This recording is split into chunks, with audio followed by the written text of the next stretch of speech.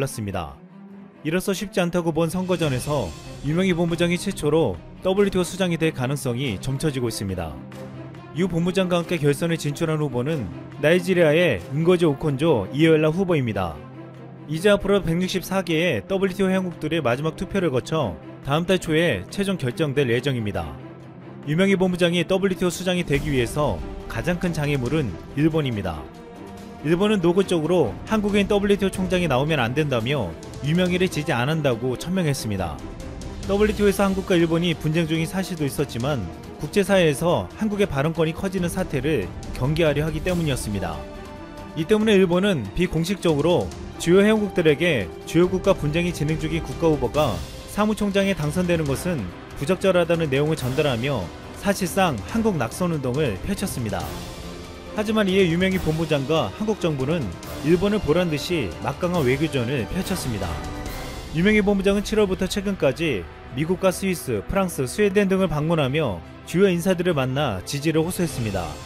전문가들은 유명희 본부장이 당선되기 위해서는 26장의 EU 표심을 잡아야 한다고 했는데, 이를 위해 유명희 본부장과 한국 정부는 독일과 프랑스 등 주요국을 집중 공략했습니다. 최근 한국은 유럽의 선진국들에게 K-방역으로 방역에 대한 매뉴얼을 제공하고 진단키트 등 방역 물품을 공급해왔습니다. 또한 봉쇄 정책이 없는 경제활동으로 보여준 높아진 한국의 위상과 유명희 본부장에 대한 높은 평가는 여러 유럽 국가들에게 적임자라는 판단을 얻어냈습니다. 결국 EU에 공식적인 지지를 얻어냈고, 이로 인해 2라운드를 통과할 수 있었습니다. WTO 분쟁 당사국이라 한국은 절대 안된다고 주장한 일본의 말은 전혀 통하지 않았습니다. 전문가들이 이를 보고 국제사에서 한국과 일본의 위상과 질서가 달라지고 있는 증거라고 말하고 있습니다. 일본은 지난 6일 중국을 견제하기 위해 쿼드 4개국인 미국, 일본, 호주, 인도 4개국 외무장관을 도쿄에 모아 회의를 했습니다. 국내 일부 언론은 미국 폼페이오 장관이 한국을 빼고 쿼드를 중심으로 대중국 압박 행보를 계획하고 있다고 보도했습니다. 여기에 한국이 빠지면서 쿼드에서 왕따당하며 동아시아 전략에서 제외되는 게 아니냐는 말까지 나왔습니다. 최근 실제로 미국 폼페이오 국무장관의 한국 방문이 무산된 데 이어 왕이 중국 외교부장의 방한 일정도 연기되었습니다. 그런데 이 같은 분석에 반전이 일어났습니다. 한국을 빼놓고 벌어진 쿼드회의에서 어떠한 공동성명도 발표되지 않은 것입니다. 미국은 홀로 중국에 대해서 거침없이 발언했지만 일본과 인도는 중국을 자극하는 것은 곤란하다고 난색을 표한 것입니다. 미국을 따라서 일본과 인도는 중국의 등을 돌리려는 자세를 취하고 있지만 결국 강력한 목소리는 내지 못한 것입니다. 지금 일본은 전후 최악의 경제에 직면한 상황이라서 중국의 도움이 절실해졌습니다. 인도도 미국과 중국 어느 한쪽을 선택하는 대신 전방위 외교를 지향해 갈등을 피하고 싶은 것으로 분석되고 있습니다. 그러면서 미국 폼페이오가 일본을 찾아온 또 다른 중요한 이유가 드러났습니다. 일본의 현재 방위비의 4배가 넘는 연간 80억 달러, 하나로 약 9조 2,800억 원을 부담하라고 요구한 것입니다. 미국은 한미 방위비 협상에서 5배를 불렀다가 우리 측에 의해 일축당하고 현재 진전이 없는 상황입니다. 이제 미국의 압박은 일본을 향하고 있습니다. 일본은 이에 난색을 표하며 다른 방위 사업에 대한 협조로 대응하려고 하지만 이 또한 만만치 않은 예산이 소요될 것으로 보입니다. 최근 국제사회에선 폼페이오가 불을 지르면 왕위가 가서 불을 끈다는 말이 나오고 있습니다. 많은 나라들은 미국이 와서 중국에 대한 압박을 함께 하자고 하고 나면 중국이 이후 찾아와 이에 응하지 말라고 압박하는 이중 압박에 시달렸습니다. 이번에도 일본은 한국 없이 쿼드를 한다며 한국을 배제하는 것처럼 보였지만 반중국에 대한 미국의 압박을 받는 동시에 4배의 방위비 압박까지 받게 되었습니다. 이번에 쿼드에 참가했던 나라들은 미국에게 반중국 연대에 참여하여 강력한 대응을 요구받았습니다. 하지만 코로나로 인해 각국의 경제가 어려진 가운데 중국과 충돌하면 좋을 것이 하나도 없었습니다. 이미 미국 정가에서 한국을 포함한 쿼드 플러스 이야기까지 나온 바 있지만 우리는 쿼드 가입을 초청받지 않았다며 스스로 거리를 두자 한국에 대한 미국의 관심은 떨어졌습니다.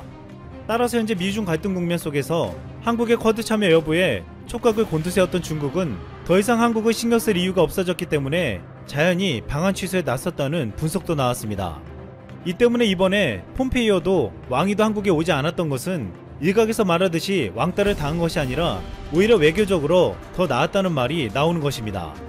일부 언론에서는 한국의 중립 외교를 펼칠 것이 아니라 일본처럼 미국을 선택해야 한다고 말하고 있습니다. 일본은 최근 중국에 진출한 자국의 기업들을 불러들이고 있고 미국 따라 중국 화웨이를 자국에서 배제했습니다. 또한 최근에는 미국을 따라 기술 유출의 이유로 중국 유학생 비자의 심사를 엄격하게 제한할 것이라고 했습니다. 중국은 미국과의 무역전쟁이 악화되면서 일본과의 관계를 개선하려 했지만 일본은 완전히 미국 편에 서서 중국에 등을 돌린 것입니다. 하지만 지금 돌아가는 상황은 일본의 판단이 치명적일 수 있음을 경고하고 있습니다.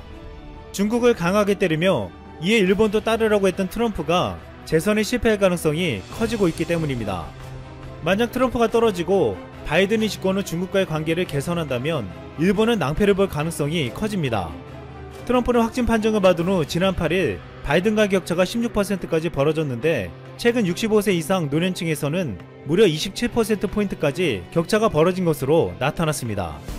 이미 미국 월가에서는 바이든의 승리에 무게를 두며 시장 전망 보고서를 내놓고 있습니다. 금융시장의 투자자들은 30년 만기 미국 국채를 팔아치우고 중국 위안화를 사들이고 있습니다. 이미 바이든은 중국을 미국이 이끄는 세계 질서에 편입시키려 했던 오바마 행정부에서 8년간 부통령을 지내 현 정부의 기조를 이어나갈 수도 있지만 한편에서는 친중 행보를 보일 것이란 예상도 나오고 있습니다. 또한 바이든은 중국을 겨냥한 트럼프의 무역정책이 미국의 농업과 제조 분야를 해친다고 비판한 바 있고 일방적인 관세 철폐를 주장하는 만큼 바이든이 당선되면 지금과 같은 강경정책은 다른 양상이 펼쳐질 것으로 보고 있습니다.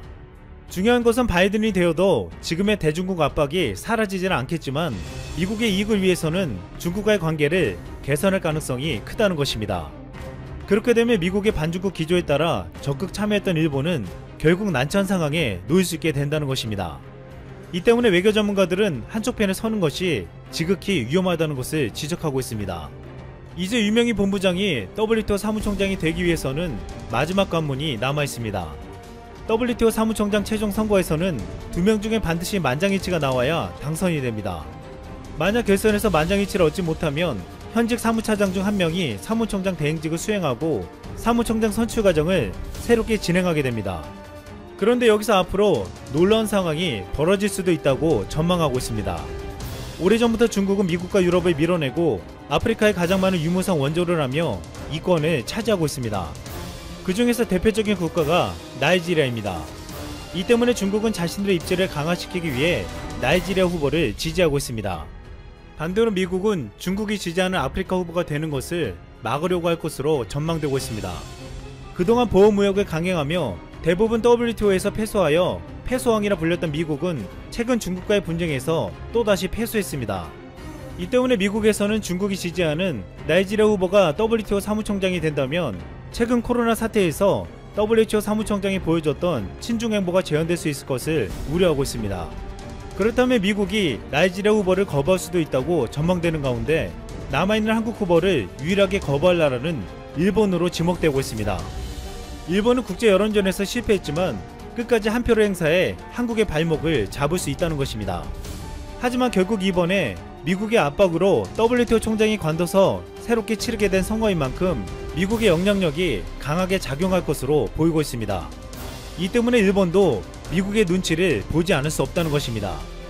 과거 세계 2위의 경제대국이었던 일본이라면 한국을 쉽게 저지할 수도 있었겠지만 이제는 상황이 전혀 달라지고 있습니다. 일본에서 한국은 우리와 WTO 분쟁 당사국이니까 뽑으면 안 된다고 외쳐도 어느 국가도 쉽게 손들어주지 않는다는 것입니다. 한국의 유명희 본부장이 WTO 사무총장 결선에 오르자 일본 우익 네티즌들은 이렇게 말했습니다. 왜 한국의 로비 활동을 경시했는지 모르겠다. 솔직히 여기까지 올 줄은 몰랐다. 한국이 되면 일본은 WTO 탈퇴하자. 이상 쓸멍이었습니다. 내각에 대한 국민 지지율이 70%를 넘어섰습니다. 일본 민영방송 뉴스네트워크 JNN이 여론조사를 실시했는데요. 지난달 발표된 같은 조사 결과보다 지지율이 8.3%포인트 높아졌고 지지할 수 없다는 부정응답은 12%포인트 줄어든 24.2%였습니다. 조사 방법이 달라 단순히 비교하기 어렵지만 새 내각 출범 당시 기준으로 역대 4번째로 높은 지지율을 기록했죠. 다른 언론사의 조사에서도 60-70%를 유지하고 있는데 일본 국민들은 길고 길었던 아베 정권이 끝나고 새로운 스가 정권에 기대를 걸면서 이런 지지율이 나온 것으로 확인됐습니다. 자국민들은 나름 희망을 기대하고 있는 상황에서 세계적인 투자 전문가 짐 로저스 회장은 또다시 일본 젊은이들에게 당장 모국을 떠나라고 말해 화제가 됐는데요. 도대체 일본에 무슨 일이 생겼길래 이렇게 강하게 경고한 걸까요? 영상 시작 전 좋아요와 구독 부탁드립니다. 로저스 홀딩스 회장 짐 로저스는 3년 전 아베 정권 때도 내가 10세 일본인이라면 나라를 떠날 것이라고 말했던 만큼 일본의 전망을 어둡게 전망하고 있습니다. 그가 이번에도 탈일본을 강조하는 건 새롭게 출범한 스가 정권이 아베노믹스를 그대로 계승하면서 일본 경제의 앞날이 어두울 것으로 보기 때문인데요. 그러면서 일본에 이처럼 불행한 일은 없다고 강하게 지적했죠.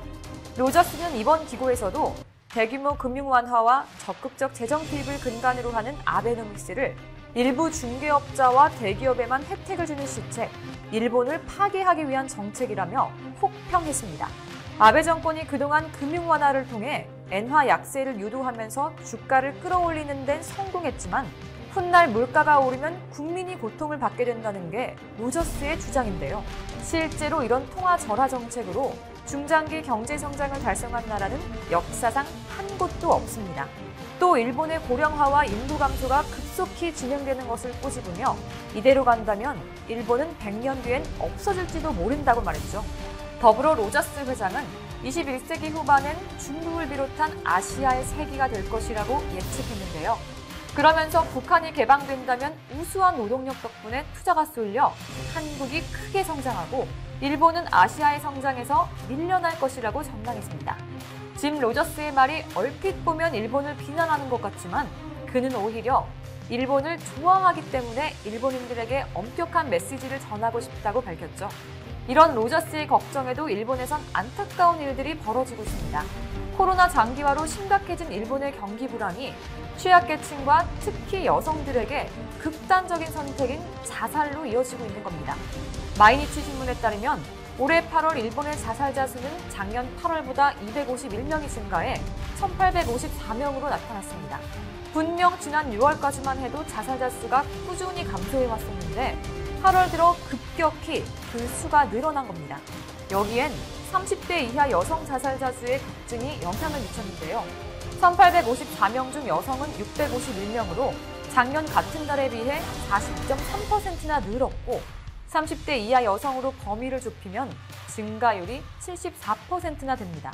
이러한 사태에 대해 코로나19가 불러온 불황이 취약계층에게 상상 이상의 고통을 주었고 때문에 실업률과 자살률이 함께 높아졌을 거라는 분석이 나오고 있습니다.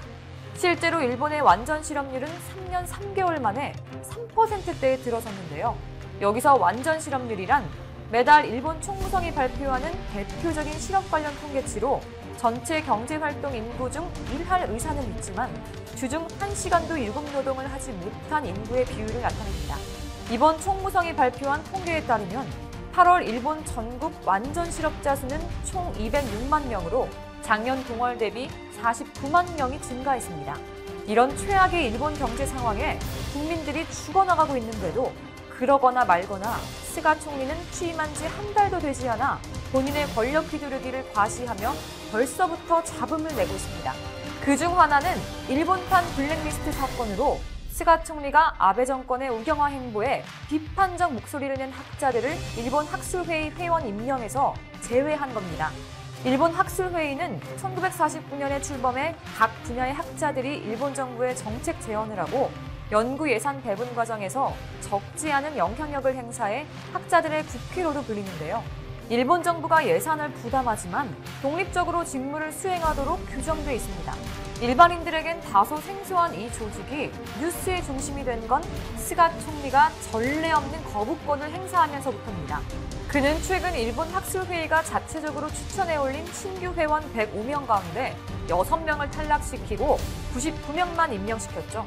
그런데 임명 대상에서 제외된 교수 대부분은 아베 정권의 안보법 시행에 대해 공개적으로 비판했던 인물들이었습니다. 이런 상황을 보며 스가 정권이 학자 길들이기에 나섰다는 비판이 제기됐지만 그는 법에 따라 적절히 대응했을 뿐이라며 물러설 기미를 보이지 않고 있죠. 한편 일본 과학자회의는 뛰어난 연구나 업적의 평가는 전문가 집단인 학술회의에서 하는 것으로 정치가가 개입해 판단할 여지는 없다고 지적했고 사립대학 교원 등으로 구성된 일본 사대교련 중앙집행위원회도 일본의 학술이 전쟁에 동원된 것을 반성하면서 설치한 것이 학술회의라며 결코 권력자의 것이 아니다고 일침을 놨습니다. 앞서 스가 내각의 지지율이 70%를 넘겼지만 일본 학술회의 회원 후보 6명의 임명을 거부한 것에 대해선 일본 국민의 51%가 타당하지 않다고 응답했는데요. 아베가 총리였을 땐 이렇게 비리나 스캔들이 터져 국민들의 반응이 좋지 않으면 시선 분산용으로 꼭 한국을 건드리는 방식으로 지지율을 유지해왔는데 스가도 똑같이 배운 걸까요? 이번에도 한국을 건드리기 시작했습니다. 올해 우리 정부가 한중일 정상회담 개최를 추진하고 있는데 스가 총리의 회담 참석이 미지수인 건데요.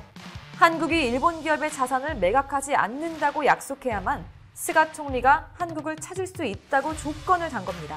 그러니까 일제강제동원 소송과 관련해 한국 법원이 압류한 일본 기업의 자산을 현금화하지 않는다는 한국 정부의 확약이 없다면 스가 총리는 한국 정부가 추진하는 한중일 정상회담에 참석하지 않겠다는 입장인 겁니다. 이 같은 소식에 우리 국민들은 참지 않고 오지 마쇼, 누가 오라고 했다고 그러는 건지, 오든지 말든지 안 온다고 하니 일본 기업 자산 빨리 매각해야 할 듯 스가가 뭔데 조건을 거냐 등의 반응을 보였습니다. 게다가 우리는 일본에게 더 이상 아쉬울 것도 없습니다.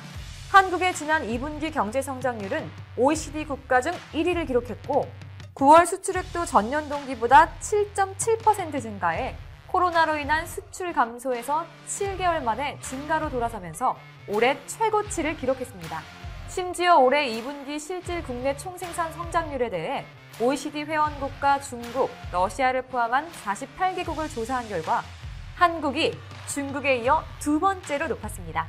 또 최근 스위스 국제경영개발원이 발표한 2020년 세계 디지털 경쟁력 평가에서 한국이 평가 대상 63개국 중 8위를 차지하는 영예도 누렸죠. 이처럼 한국은 어려운 시기에도 꿋꿋하게 성장하고 있습니다. 지금처럼만 한다면 어둡고 힘든 시기가 지난 후 더욱더 경제 강국으로 거듭날 겁니다. 일본도 지금처럼 한다면 화려했던 과거를 뒤로한 채 쇠퇴의 길을 걸어 결국 로저스의 말처럼 100년 후 지도에서 사라져버릴지도 모릅니다. 여러분도 한국과 일본 두 나라가 지금처럼 한다면 미래의 그 결과